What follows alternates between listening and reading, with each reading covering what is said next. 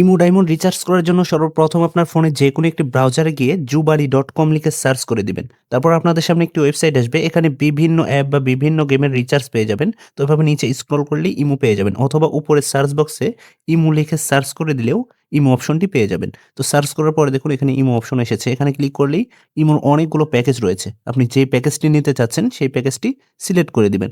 তারপর নিচে দেখুন এখানে শুধুমাত্র আগে একটি বক্স ছিল, এখন নতুন আপডেট এসেছে। এখানে আপনারা যদি ক্লিক করেন ইমো আইডি এবং imo number with country code ২ টা অপশন পেয়ে যাবেন। আপনারা যদি ইমো আইডির মাধ্যমে ডায়মন্ড নিতে চান সেক্ষেত্রে ইমো আইডি সিলেক্ট করে দিয়ে নিচের বক্সে আপনাদের ইমো আইডি সঠিকভাবে লিখে এখানে গো পেমেন্ট অপশনে ক্লিক করে দিবেন। আর যদি আপনারা ইমো নাম্বারের মাধ্যমে ডায়মন্ড নিতে চান সেক্ষেত্রে imo number with country code এই অপশনটি সিলেক্ট করে দিবেন। তারপর সর্বপ্রথম দেখুন বাংলাদেশ সিলেক্ট হয়ে আছে। আপনারা যেই দেশের নাম্বারে নিতে চাচ্ছেন সর্বপ্রথম এখানে ক্লিক করে সেই দেশ সিলেক্ট করবেন। সাপোজ আমি যদি এখানে সৌদি আরব সিলেক্ট করতে চাই সেক্ষেত্রে দেখুন সৌদি আরব লিখে সার্চ করার পরে এখানে ক্লিক করলে আপনাদের সৌদি আরব সিলেক্ট হয়ে যাবে। তো আমি যেহেতু বাংলাদেশের নাম্বার নিয়ে দেখিয়ে দিব তাই এখানে বিডি লিখে সার্চ করে দিচ্ছি। তারপর এখানে বাংলাদেশ চলে আসবে। তো আমার নাম্বারটি এখানে লিখে দিচ্ছি।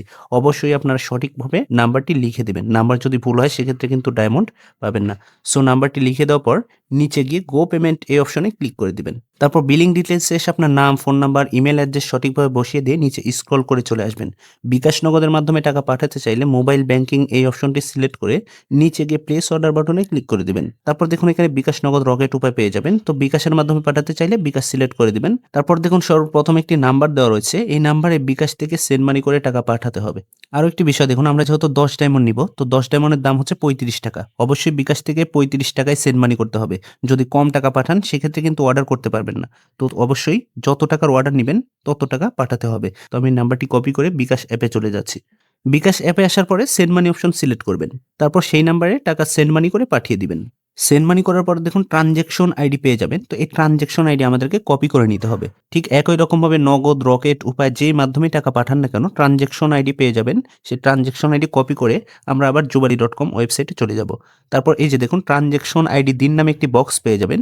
এই বক্সের ট্রান্সেকশন আইডি সঠিকভাবে বসিয়ে দিয়ে নিচে গিয়ে ভেরিফাই অপশনে ক্লিক করে দিবেন।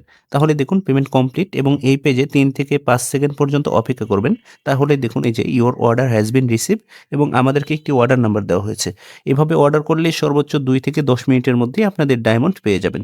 ভিডিওতে যদিবা শুধু ইমো ডায়মন্ড দিয়ে দেখিয়ে দেওয়া হয়েছে, ঠিক একই নিয়ম ব্যবহার করে আপনি ইমো সহ আর যত প্যাকেজ রয়েছে বা যত গেম রয়েছে জুবালি ওয়েবসাইটে সবগুলোতে একই রকম নিয়মে আপনি অর্ডার করতে পারবেন। ধন্যবাদ।